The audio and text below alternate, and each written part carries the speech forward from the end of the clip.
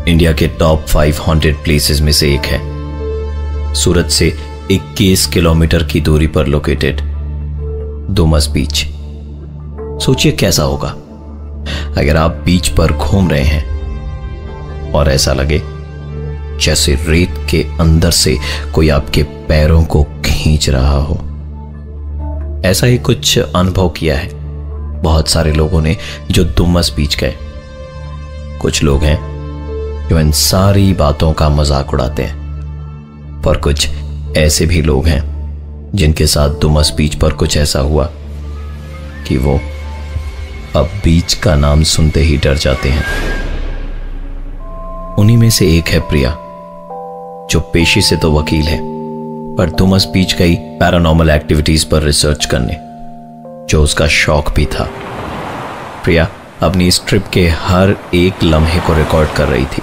यहां आए उसे 5-6 घंटे से ऊपर हो गए थे, पर अभी तक उसने यहां कुछ भी ऐसा महसूस नहीं किया जिससे वो कह सके कि यह बीच सच में हॉन्टेड है।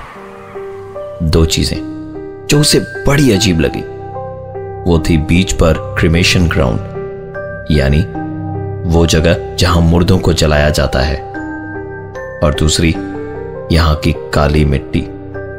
शायद ये दोनों चीजें ही हैं जो इस जगह को डरावना बनाती है। अदरवाइज प्रिया को ये बीच बाकी के सी बीचेस की तरह ही लग रहा था। जब से प्रिया यहां आई थी उसे तलाश थी एक बच्चे की जो इस बीच पर बलून बेचता है, क्योंकि उसने इंटरनेट ब्लॉग्स में पढ़ रखा था कि इस बच्चे से अगर लोग बलून खरीदते हैं तब तो ठीक, पर अगर खरीदने से मना कर दे तो उनके साथ कोई ना कोई हादसा जरूर होता है, क्योंकि ये बच्चा उन आत्माओं में से एक है जिसे इस बीच पर लोगों ने कई बार देखा है। शाम 7:30-8 बजे जब थक हार कर प्रिया वापस होटल जा रही थी तो पीछे से एक बच्चे ने आवाज दी, बलून को लेती जा। प्रिया पलटी तो एक बच्चा हाथों में बलून लिए बड़ी मासूमियत से उसकी तरफ देख रहा था। प्रिया उसके पास गई और कहा, तो तुम ही हो वो भूत जो इधर बलून बेचता है और लोगों को डराता है। बच्चे ने तुरंत जवाब दिया, मैडम भूत तो नहीं हूं, पर इसी डर से लोग मेरे बलून खरीद लेते हैं और मेरा काम भी निकल जाता है। प्रिया के चेहरे पर हल्की सी मुस्कान आ गई। उसने 5-6 बलून खरीद लिए और सीधा होटल पहुंच गई। उसने सारे बलून कमरे में रखे और बाथरूम में नहाने चली गई।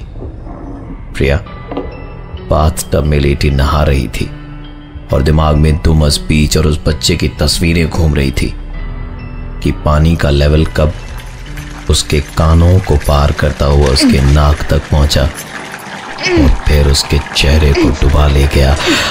उसे पता ही नहीं चला। प्रिया पानी के अंदर हाथ पांव मारती रही, चटपटाती रही। उसे ऐसा लग रहा था मानो कोई उसे अंदर से खींच रहा हो। वो चाह कर भी अपने चेहरे को बाथटब से बाहर नहीं निकाल पा रही थी कि तभी अचानक प्रिया तुरंत बाथटब से बाहर निकली और अपने कमरे में आ गई। कमरे में पंखा चल रहा था, इसलिए वहां पड़े बलून हवा में उड़ रहे थे। प्रिया ने तुरंत कमरे का पंखा बंद करके एसी ऑन कर दिया। डुमस बीच तो नहीं, पर प्रिया को अपना ये कमरा हॉन्टेड लग रहा था, इसलिए उसने तुरंत अपना कैमरा ऑन करके उसे रिकॉर्डिंग मोड में डाल दिया। प्रिया ने अपना डिनर कंप्लीट किया और जल्दी जल्दी सोने चली गई। देर रात उसकी नींद टूटी बलून की आवाज से। प्रिया ने कमरे की लाइट जलाई तो वो आवाज उसने ठीक अपने कान के पास में सुनी, जबकि बलून उससे काफी दूर थे। और इस तरह की आवाज तभी आती है जब कोई बलून पर अपने हाथ फिराता हो। लेकिन इस वक्त कमरे में प्रिया के अलावा और कोई नहीं था। उसने तुरंत अपनी हेयर पिन निकाली और एक एक करके सारे बलून फोड़ने शुरू किए। जब उसने आखिरी बलून फोड़ा तो एक आवाज उसने अपने कानों में साफ साफ सुनी। प्रिया ने तुरंत अपना वीडियो कैमरा चेक किया तो देखा जब वो आखिरी बलून फोड़ रही थी तब कोई ठीक उसके पीछे खड़ी थी। प्रिया जिस पैरानॉर्मल एक्टिविटी पर रिसर्च करने आई थी वो उसके सामने था। इससे पहले कि प्रिया कुछ सोच पाती उसके कमरे का लैंडफोन बजा। दूसरी तरफ से आवाज आई, madam it's a wake up call, आपने कहा था कि 1 बजे उठा देना। घड़ी की तरफ नजर गई तो रात के 1 बजे थे। दरअसल दिन में प्रिया को दुमस बीच पर उसके हॉन्टेड होने का एहसास ही नहीं हुआ था, इसलिए उसने देर रात दुमस बीच का चक्कर लगाने की सोच रखी थी। कैमरा, टॉर्च जैसे काम के सामान लेकर प्रिया रात के अंधेरे में ही बीच की ओर निकल पड़ी। जैसे जैसे वो आगे बढ़ रही थी समंदर की आवाज और तेज होती जा रही थी। बेखौफ सी प्रिया जब बीच पर पहुंची तो उसने अपने पीछे से आती एक आवाज को सुना।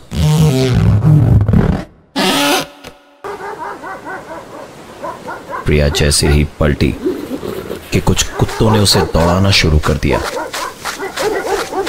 दौड़ते दौड़ते पलटकर प्रिया ने टॉर्च की रोशनी में देखा तो उसे कोई कुत्ता नजर नहीं आया, पर कुत्तों की आवाज जरूर आ रही थी।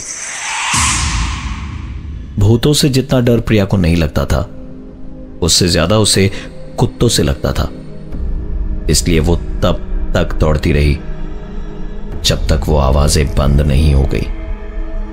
थोड़ा आगे बढ़ने पर प्रिया को एक आदमी मिला जो वहां के शमशान का चौकीदार था। देर रात अकेली लड़की को इस कदर बीच पर घूमता देख उसने कहा, बेटी वापस चली जाओ, जगह सेफ नहीं है।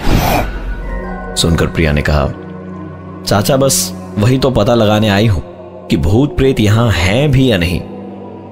चाचा ने कहा, बेटी सालों से मैं यहां काम कर रहा हूं, आज तक मैंने यहां भूत नहीं देखा, पर हां जब से यह खबर फैली है कि दुमस बीच पर भूत प्रेत हैं तब से यहां लोगों का आना जाना बढ़ गया है। प्रिया ने वहां चाचा के साथ बैठकर करीबन 1 घंटे तक इस बीच और इससे जुड़ी भूत प्रेतों की घटनाओं को लेकर बात करी, और इस बीच चाचा ने उसे 1 कप चाय भी पिलाई। काफी देर चाचा से बातचीत होने के बाद प्रिया वापस होटल की ओर जा ही रही थी कि तभी उसे लगा जैसे कोई पीछे से उसकी तरफ टॉर्च से लाइट मार रहा हो। पलट कर देखा तो ये उसका वहम नहीं बल्कि हकीकत था। प्रिया के कदम न चाहते हुए भी उस टॉर्च की रोशनी की ओर बढ़ने लगे। धीरे धीरे वो समंदर के इतने नजदीक आ गई थी कि समंदर की लहरें उसके पांवों को छूने लगी। वो और आगे बढ़ती गई, इतना आगे कि पानी उसकी कमर तक आ गया था, और तभी एक ही झटके में पानी उसके कमर से उठकर उसकी गर्दन तक आ गया और घुटने तक उसके पांव जमीन के अंदर थे। पानी धीरे धीरे चढ़ता ही जा रहा था। प्रिया छटपटाती रही, तड़पती रही। उसने हाथ पैर मारने शुरू किए और देखा तो पाया कि वो बाथटब में थी और उसे अपने ही इस सपने पर यकीन नहीं हो रहा था, क्योंकि फर्श पर बाईं तरफ थी एक चलती हुई टॉर्च और बाथटब की दाहिनी तरफ चाय का एक डिस्पोजेबल कप। तो उसकी सांस में सांस आई। बाथरूम से जब वो बाहर निकली तो उसने हवा में उड़ते हुए बलून्स देखे, ठीक वैसे ही जैसे उसने अपने सपने में देखा था। प्रिया ने हेयर पिन निकाली और 5 बलून फोड़ दिए पर छठे वाले को छोड़ दिया, क्योंकि अपने सपने में जब उसने छठे बलून को फोड़ा था तो बलून फटने की नहीं, किसी के सांस लेने की आवाज सुनी थी। और जब वीडियो देखा था तो उस वीडियो में उसके ठीक पीछे कोई था। प्रिया ने छठे बलून को साइड रखते हुए कहा, मैं जानती हूं तुम मुझसे क्या करवाना चाहती हो। और तभी कमरे का फोन बजा, ठीक वैसे जैसे उसके सपने में बजा था। प्रिया ने फोन का तार निकाला और अपना कैमरा, टॉर्च सब लेकर बीच की ओर निकल पड़ी।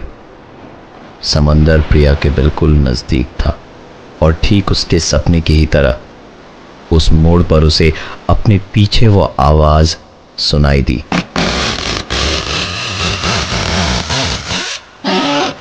इस बार प्रिया ने पलट कर नहीं देखा, थोड़ा और आगे गई तो ठीक उसके सपने की तरह उसे अपने पीछे भागते हुए कुत्तों की आवाज सुनाई दी। प्रिया इस बार न तो मुड़ी न ही उसने भागना शुरू किया। वो सारी गलतियां जो उसने अपने सपने में करी थी, वो उन सारी गलतियों को इस बार अवॉइड कर रही थी। थोड़ा आगे गई तो उसे शमशान घाट के वही चाचा दिखाई दिए। प्रिया ने कहा, क्यों चाचा, आपकी चाय तो तैयार हो गई होगी। चाचा ने कहा, तैयार हो गई है, पियोगे क्या? इस बार प्रिया ने कहा, नहीं चाचा, मुझे देर हो रही है, वापस जाना है। समंदर की आवाज अब प्रिया से धीरे धीरे दूर जा रही थी। उसे उसके पीछे से आती हुई टॉर्च की रोशनी भी दिखी, लेकिन इस बार वो पलटी नहीं और सीधा होटल जाकर अपना लगेज पैक किया और रिसेप्शन में बैठकर सुबह होने का इंतजार करने लगी। प्रिया ने इंटरनेट ब्लॉग पर पढ़ा था कि बीच पर एक बच्चे से बलून खरीदने पर सब ठीक होता है, पर अगर आप खरीदने से मना कर दो तो आपके साथ होते हैं कई सारे हादसे। प्रिया ने एक नहीं, दो नहीं, 5-6 बलून खरीदे थे और उसे अपने साथ होने वाले हादसों की वार्निंग भी मिली अपने सपनों में। बच्चा भूत है या नहीं, इस पर आज भी एक सवालिया निशान है। पर सुबह जब प्रिया बस स्टैंड में बस में बैठी थी तो वही बच्ची हाथों में बलून और चेहरे पर मुस्कान लिए उसे बाय बाय कर रही थी।